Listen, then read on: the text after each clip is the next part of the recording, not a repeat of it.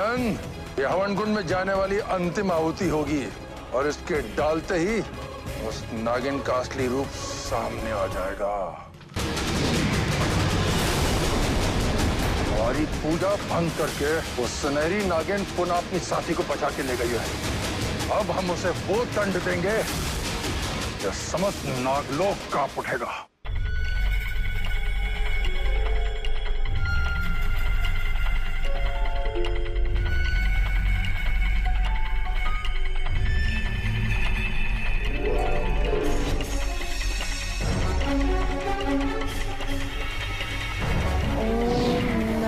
शिवाय ओम नमः शिवाय ओम नमः शिवाय।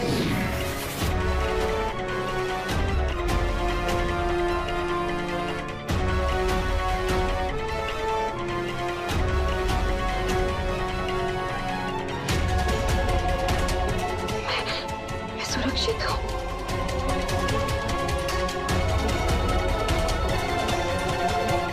शिवानी,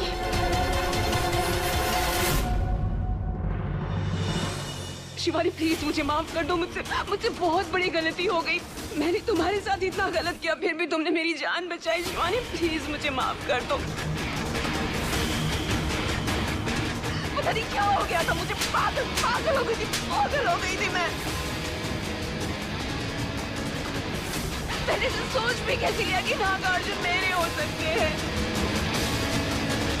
बहुत बुरी हूँ मैं।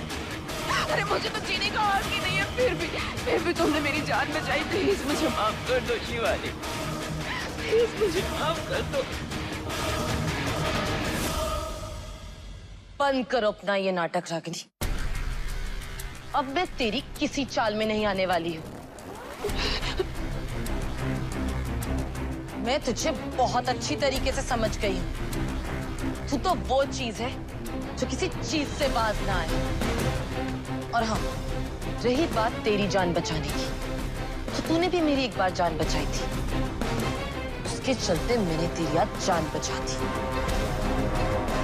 आज से हम दोनों का हिसाब बिल्कुल बराबर। और एक और बात, आज के बाद तुम्हें तुम्हारी जगह दिखाने से मुझे कोई नहीं रोक सकता। और हाँ, जो तूने मेरे साथ किया है, अगर तू उसके लिए 1000 बार भी माफी मांगेगी ना, तो वो भी कम है रागिनी। ये तो तूने सुना ही होगा कि एक नाग नागिन के जोड़े को अलग करने पे कहर बरसता है। और अगर दोबारा तूने ऐसा कुछ भी करने की कोशिश करी ना, तो तुझे रहमत नहीं, यही कहर मिलेगा। और एक बात कान खोल के सुन ले, दूर रहे मेरे राज से, बिल्कुल दूर। समझ में आया?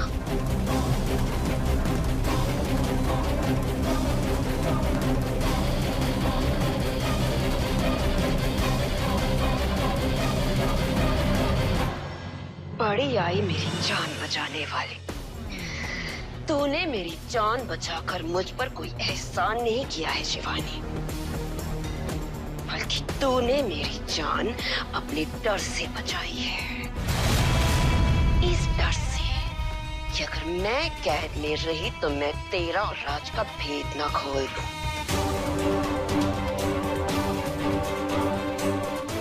और रही बात खेल की, तो खेल तो अब जोरों से शुरू होगा। तू अपना कहर बरसाना और मैं अपना जहर बरसाऊंगी।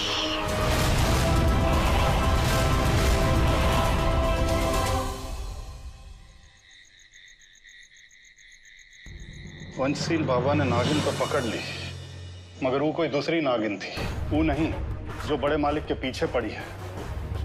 मगर हैरानी की बात तो ये है कि वो नागिन भी बच के निकल पड़ी।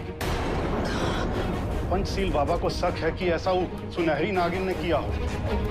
सुनहरी नागिन ने उस दूसरी नागिन को भी बचाया, मगर ये है कौन? हे भगवान, नागिन भाग गई। इसका मतलब है कि खतरा अभी भी नहीं टला है। हे भगवान, अभी नागिनों के चलते और कहाँ देखना है, कुछ समझ में ही नहीं आ रहा है। बाबा आखिर ऐसा कहाँ हुआ था कि जो वो नागिन बड़े मालिक के पीछे क्यों पड़ी है?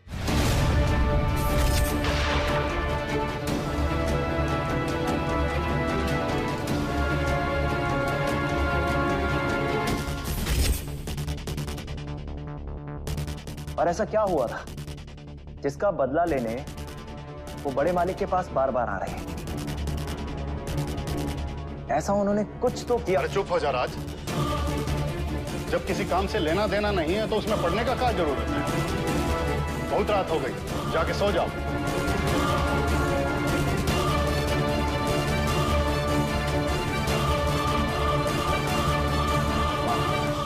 हमें पता है ऐसा कुछ तो है जो आप दोनों हमसे कुछ छुपा रहे हो।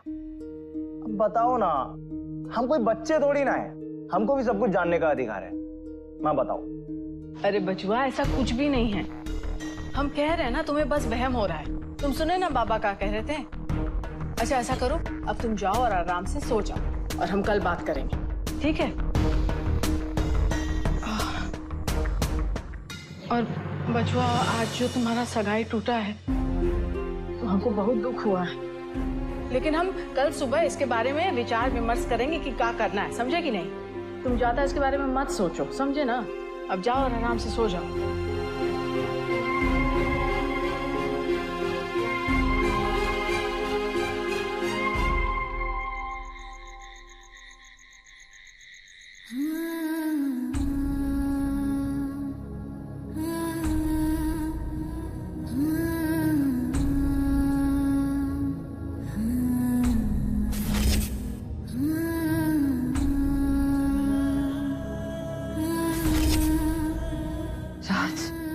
आज तो मुझे जिस तरह से देख रहे थे ना, मुझे साफ साफ दिखाई दे रहा था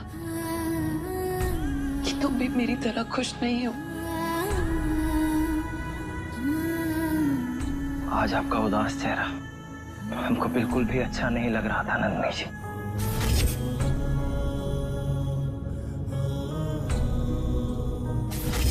आपके चेहरे की उदासी हमको भी मायूस कर देती है।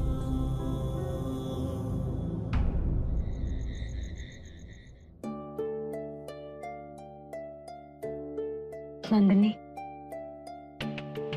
मुझे गलत मत समझना। मैंने रागिनी को सिर्फ राज की वजह से बचाया है। जानते हैं आपकी इस उदासी के गुनहगार भी हमें, पर क्या करें? आपकी सलामती के लिए ही हम ये सब कर रहे थे। अगर पंचशील बाबा के मंत्रों के चलते रागिनी अपने इंसानी रूप में आ जाती तो वो बदला लेने के लिए राज का सच उगल सकती थी। और अगर आनंद ठाकुर को पता लग जाता कि राज ही असली नागार्जुन है, तो तुम जानती हो कि वो राज के साथ क्या करते। अब तुम ही बताओ प्रिया, मेरे पास और क्या रास्ता था? कुछ नहीं। लेकिन आजकल बड़े मालिक का गुस्सा उनके सर पर चढ़ गया। उनके हाव भाव कुछ ठीक नहीं लग रहे। ऐसे में यदि हम इस सगाई के लिए मना कर देते तो वो आपके साथ कुछ भी कर सकते थे। इसलिए हमने ये सब किया। मैं समझती हूँ शिवानी, सब समझती हूँ, और महादेव भी समझते हैं। तुमने ही उनको चुनौती दी थी ना, और देखो उन्होंने ऐसी लीला रची कि वो सगाई ही रोक दी। अब तुम इसे महादेव का इशारा नहीं कहोगी तो और क्या कहोगी? पर महादेव की कृपा देखो कि उन्होंने इस सगाई को होने से रोक दिया। अब इसमें महादेव की क्या मर्जी है, ये हमको नहीं पता। मगर मैं बस यही चाहती हूँ कि अब मैं राज से और दूर ना रहूं। अब मैं राज से और दूर नहीं रह सकती प्रिया। नहीं। जो दुख आपको खाया जा रहा है ना मेरी, वही दुख हमको भी बेहाल कर रहा है। हमारा दिमाग मानो काम ही नहीं कर रहा है। काश हम इन हालातों में बंधे ना होते। काश हम दोनों एक हो पाते। तुम दोनों बहुत जल्द एक हो जाओगे शिवानी। सच प्रिया। और क्या, तुम दोनों इतनी शिद्दत से एक दूसरे को जो चाहते हो, सभी देवी देवताओं को भी अगर तुम्हारी प्रेम कहानी को अंजाम देने के लिए नीचे आना पड़े तो महादेव वो भी मुमकिन कर देंगे। लेकिन इस बार तुम दोनों को एक करके ही छोड़ेंगे।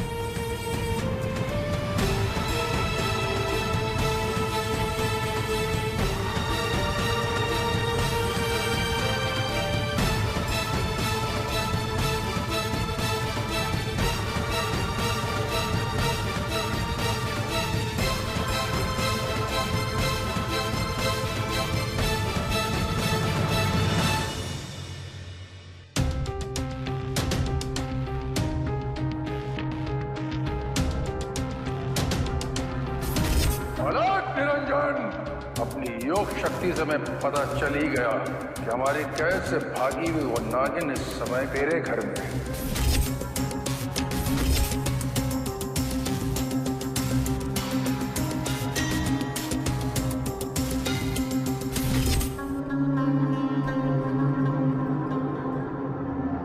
क्या हुआ अमीना? ऐसे अचानक काहे उठ गई? कोई बुरा सपना देखा का? देखिए ना, हमरे बचवा का सगाई होते होते रह गया। अब ये समझ में नहीं आ रहा है कि इसके पीछे ऊपर वाले की क्या मर्जी है। पता नहीं क्यों, मगर रह रह के हमरे मन में एक ही विचार आ रहा है कि ये सगाई का ना होना अच्छा ही था। शायद महादेव की लीला थी कि सगाई होते होते रह गई। हाँ, हम दोनों का दिल जानता है कि बचवा इस रिश्ते से बिल्कुल खुश नहीं था। मीना, अब हम ये रिश्ता नहीं होने देंगे। ये अच्छा ही हुआ कि ये रिश्ता होने से पहले ही टूट गया।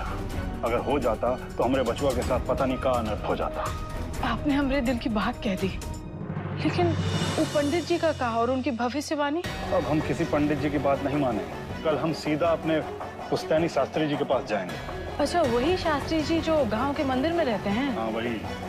अब तू जैसा कहेंगे वैसा ही होगा।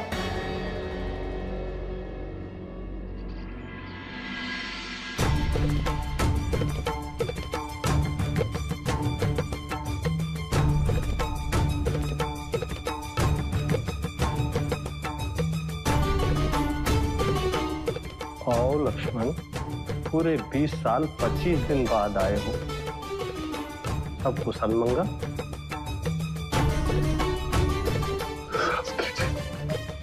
आपको कैसे पता कि हम?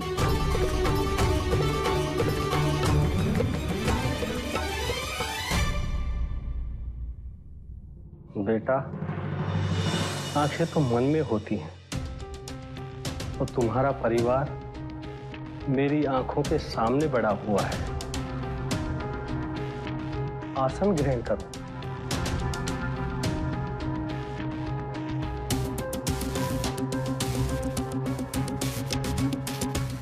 बेटा, तुम लोग जिंदगी की दौड़ धूप में आगे निकल गए, मगर ये बूढ़ा शास्त्री तुम्हारे कुशल मंगल की रोज यहाँ प्रार्थना करता है। शास्त्री जी, इतने साल ना आने के लिए माफ कर दीजिए, मगर अब बहुत बड़ी विपदा आ गई है। जानता हूं, तुम्हारे बेटे राज के लिए आए हो ना? बताओ क्या बात है?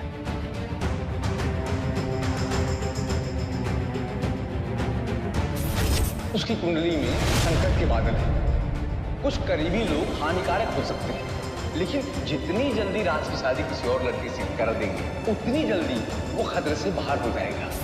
तो पंडित जी की बात मानकर हमने राज की सगाई करनी चाहिए, लेकिन सगाई के दिन ऐसी ऐसी घटनाएं घटी कि सगाई हो नहीं पाई। तब से मन में बहुत वहम और डर बैठ गया। ये लीजिए, ये राज की पत्री भी लाए। कोई आवश्यकता नहीं।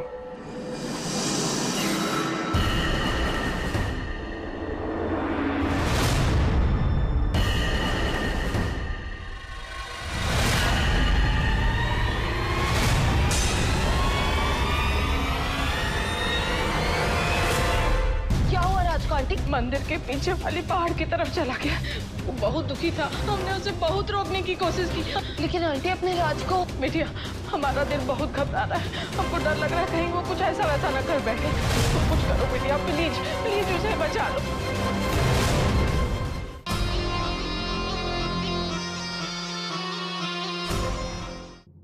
कल राज की सगाई का हो पाना बहुत अच्छा रहा। अगर ये सगाई हो जाती तो अनर्थ हो जाता लक्ष्मण। पंडित की कहीं हर बात गलत है। मेरी शक्तियां फिलहाल सब कुछ धुंधला देख पा रही हैं, किंतु ये तो साफ है उस लड़की से राज की सगाई होने के बाद राज पर मृत्यु योग आना तो निश्चित था। कहा मृत्यु योग? हाँ बच्चा, कल ईश्वर ने तुम्हारा बहुत साथ दिया। उन्होंने स्वयं राज को मौत के मुंह से हर चीज से निकाला है। उनकी लीला परंपार। तो शास्त्री जी, अब हम राज को कैसे सुरक्षित रखें? राज तभी सुरक्षित है जब उसका विवाह न नाम वाली लड़की से कर दिया जाए। उसके चारों ओर संकट मंडरा रहा है, लेकिन उस लड़की के सितारे राज के लिए सब बदल देंगे।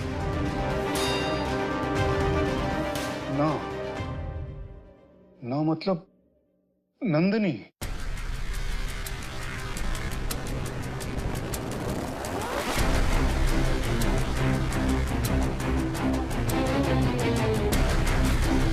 शास्त्री जी, आपने हमें बहुत बड़ी दुविधा से बचा लिया। आपके चरणों में आकर हमें आगे का रास्ता साफ साफ दिखाई दे रहा।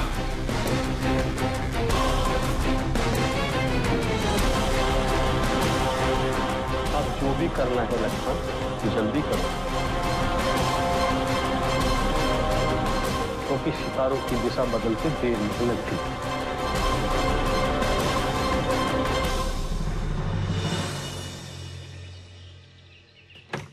नंदिनी, नंदिनी, नंदिनी बिटिया, तुम कहाँ हो? जल्दी बाहर आओ। क्या हुआ आंटी? सब ठीक तो है? राज, क्या हुआ राज को आंटी? शिव मंदिर के पीछे वाली पहाड़ की तरफ चला गया। वो बहुत दुखी था, हमने उसे बहुत रोकने की कोशिश की, पर वो बिल्कुल नहीं सुना, वो चला गया। लेकिन आंटी अपने राज को। बिटिया, हमारा दिल बहुत घबरा रहा है, हमको डर लग रहा है कहीं वो कुछ ऐसा वैसा न कर बैठे, और उसके बाबा भी नहीं है गाँव में। तुम कुछ करो बिटिया, प्लीज प्लीज उसे बचा लो। नन्ही बिटिया, आज तक हम तुम दोनों को एक दूसरे से दूर रखते थे, पर ये हमारी भूल थी, और आज इस भूल को सुधारने का समय आ गया। अपने बच्चों को उनका प्यार वापस करके।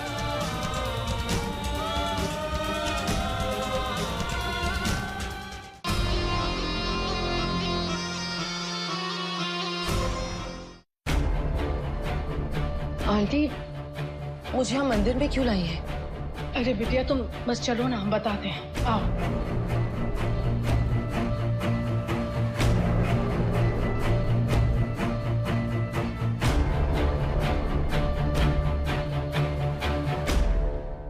राज,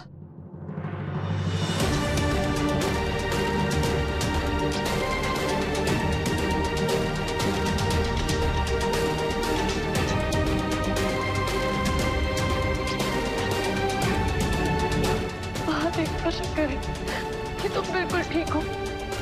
तुम्हें पता है मैं डर गई थी, मेरी जान ही निकल गई थी। नंदिनी जी, आप और हमें क्या हुआ है?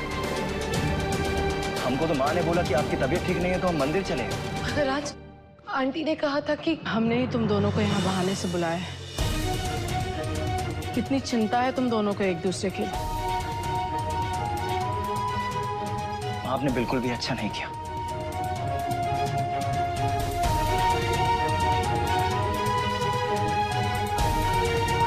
कहाँ जा रहे हो तुम?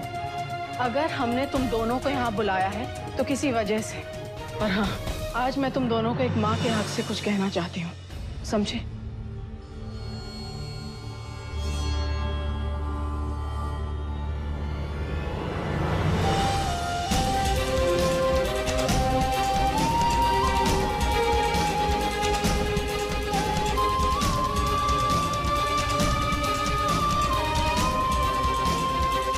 हाँ, ये नंदी बिटिया, आज तक हम तुम दोनों को एक दूसरे से दूर रखते थे, पर ये हमारी भूल थी और आज इस भूल को सुधारने का समय आ गया। अपने बच्चों को उनका प्यार वापस करके।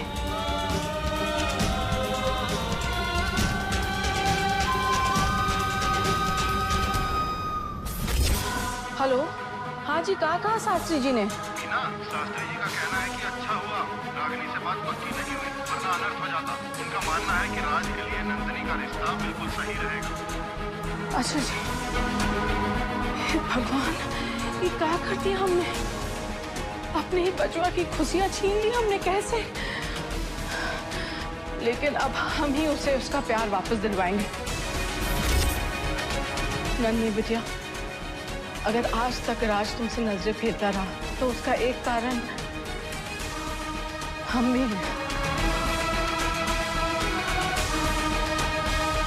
बहुत सहा है इसने अपने माँ बाप के, लेकिन अब मैं इसे घुटता हुआ नहीं देख सकती। बिटिया, तुम इसका हाथ थाम लो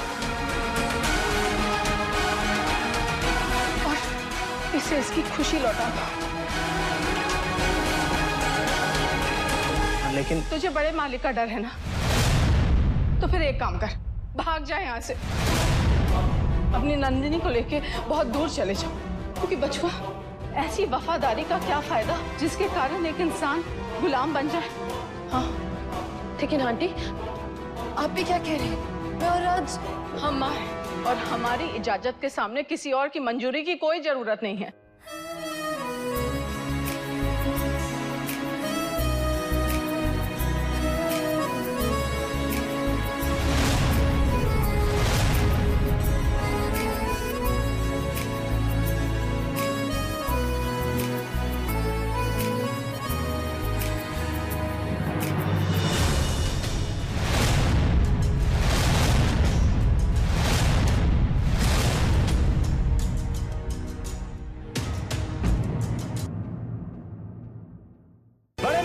आप सभी लोगों के सामने अपने दिल की बात करें। ये जो नंदिनी जी है ना, हम इनसे बहुत प्यार करते हैं। जब एक नौकर अपनी औकात भूलकर अपने मालिक के साथ नमक हरामी करता है, उसे पागल कुत्ते की मौत दी जाती है।